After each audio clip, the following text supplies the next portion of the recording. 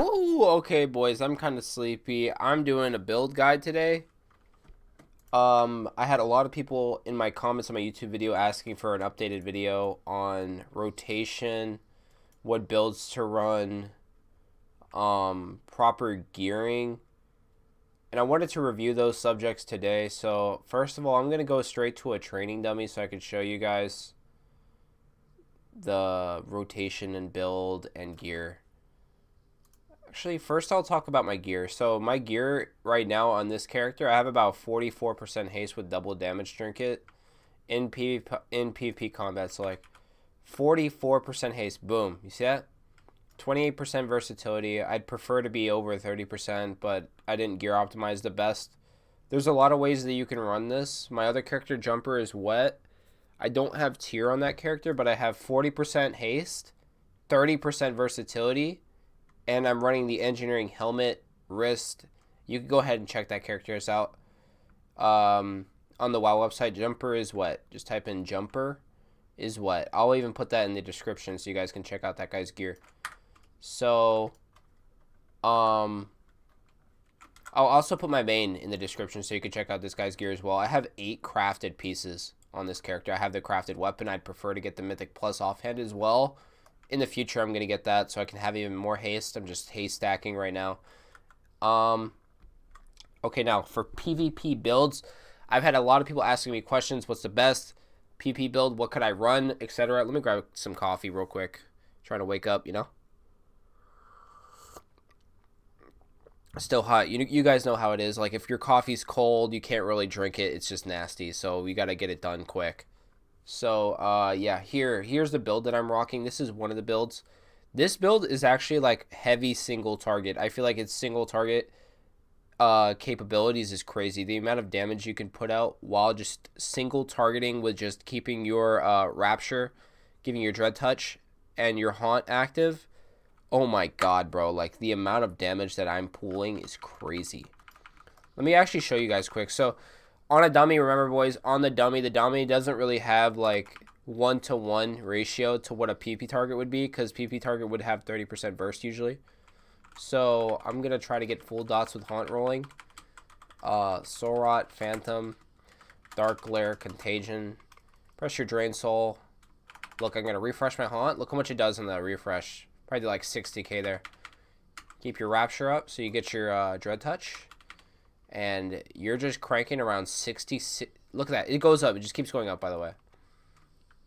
It just keeps going up. It just keeps going up. Keeps going up. That's just how this build works. It's just constantly doing more and more pressure. And it's single target, right? Obviously, you have soul swap, so I could soul swap my Haunt to another target as well. This is what I've been running recently. In 2v2, sometimes in 3s. If I can't cast, I'll drop Haunt. Remember, guys, Haunt is not universally the best. In some situations, it's bad because you can't manage to keep your Haunt up 100% of the time. In that case, I run another build. So if you can't keep your Haunt up all the time, drop Haunt completely. Pick up one more in Withering Bolt. Pick up Tormented Crescendo so you have more instants off your Drain Soul. And then pick up 2 in making your soul rot shorter cooldown. So this would be the second build that I would run, and always Withering Bolt over this Dark Virtuosity, something like that. I can never say it. So Withering Bolt over this, because this gives you more damage, way more if you have more dots and shit. Up to 45%, you know, up to 45% increase on your Drain Soul versus 10%. Just obvious that this is just way better. So this would be the build that you would run if you're...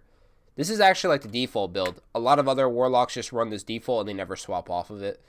And rightfully so. Like, let's say you're versing a comp where you're versing double melee and you're struggling to juke kicks. Actually, let me add a caveat. I'm going to add a caveat on top of what I just said. So like, this Haunt build is good if you could juke kick. You're going to have to juke kick. If you can consistently juke your enemy's kick, you can keep your Haunt 100% uptime. Or, you know, closest to 100% as you could possibly get, which is what you want when you want to play Haunt. It's going to give you the most damage ever. But, guys, remember this.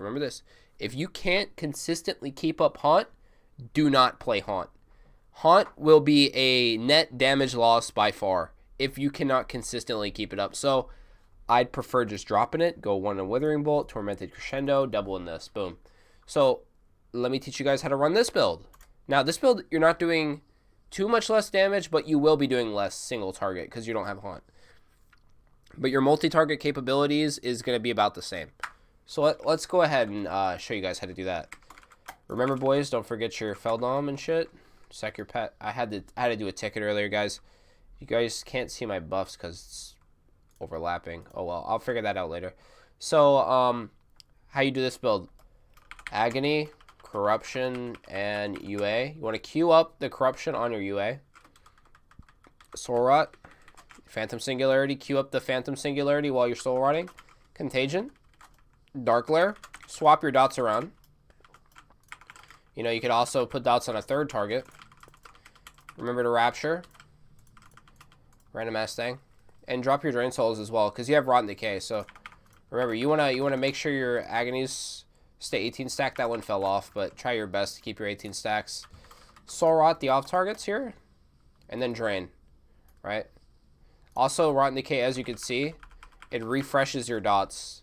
So it's really important to use your Drain Souls to refresh your dots instead of casting UA. Unless your UA literally is about to fall off. Let me see if I can get it. It's hard to click these frames. I usually use Arena 123 to target, so it's kind of weird on dummies, but I wanted to show you guys an example of like how to keep your dots up.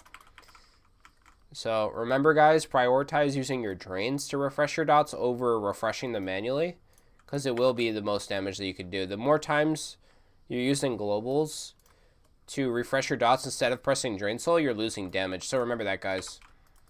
Remember to always do that. And then Contagion, as it comes back off cooldown, you press it again, always.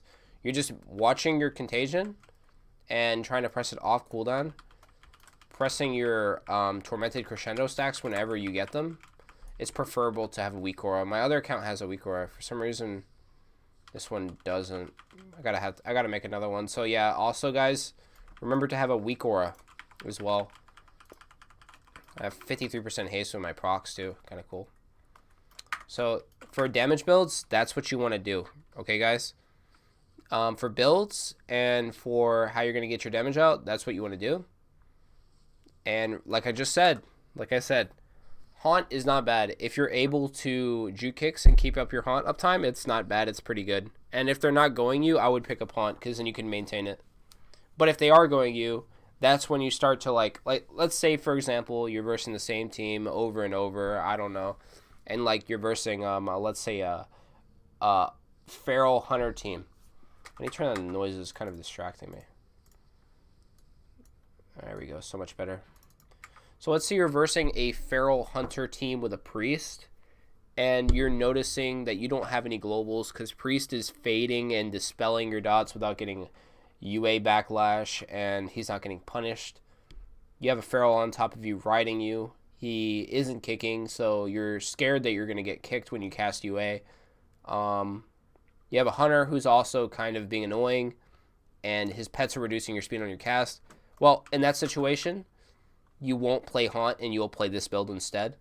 Okay, so like I just said, if you can cast and you notice they're not going you and they're hitting your partner, play this build. I mean, my bad. Let me switch back. Play this build. So they're not hitting you, play this build. They are hitting you, play this build. Okay? In most shuffles, this build is pretty good. The Haunt build works too. In shuffle, heavy melee, I would play this build. Heavy caster, I would play the other build. So just remember that. Very important. Very important. Builds are very important, but I understand people needed something, trying to understand like what to do, try to figure out like what builds to play, what's better, what's worse, or whatever. And for the base Warlock tree, there's not really much you could swap off of. I play Feldom personally. Personally, I like Feldom because having 2 kicks is nice, but the thing is, I think it's an advanced mechanic, and a lot of Warlocks that play Warlock don't really abuse it.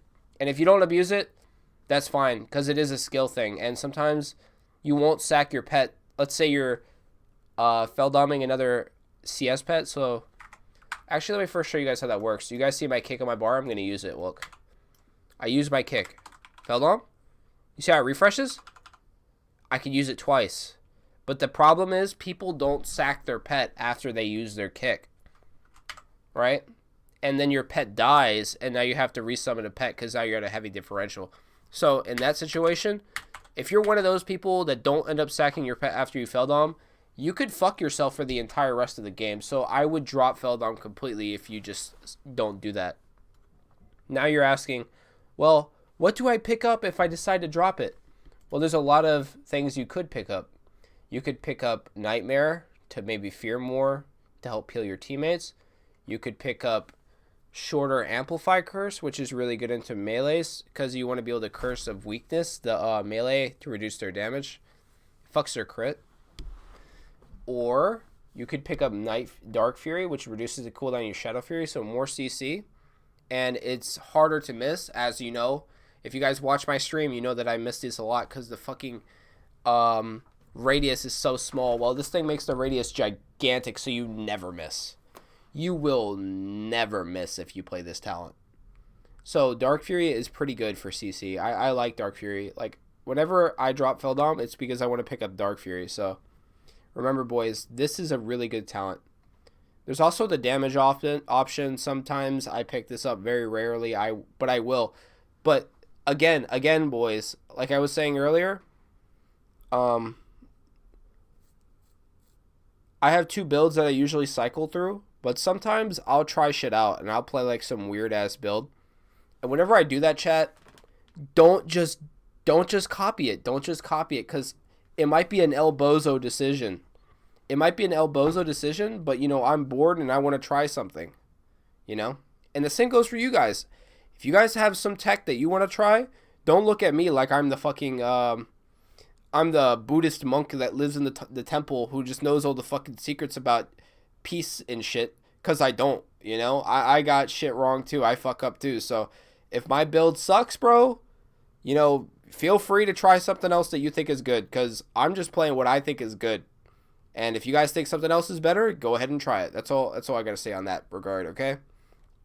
So, this is the way that I would personally talent my Warlock, okay?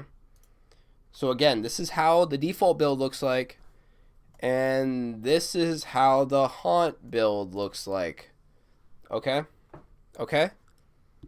I hope everybody gets this, because everybody's always talking to me about it, and I decided, you know what, I'm going to release a video to explain what you need to do with Affliction, and I hope this helps you guys, and I hope I can actually redirect you guys to a video like this now.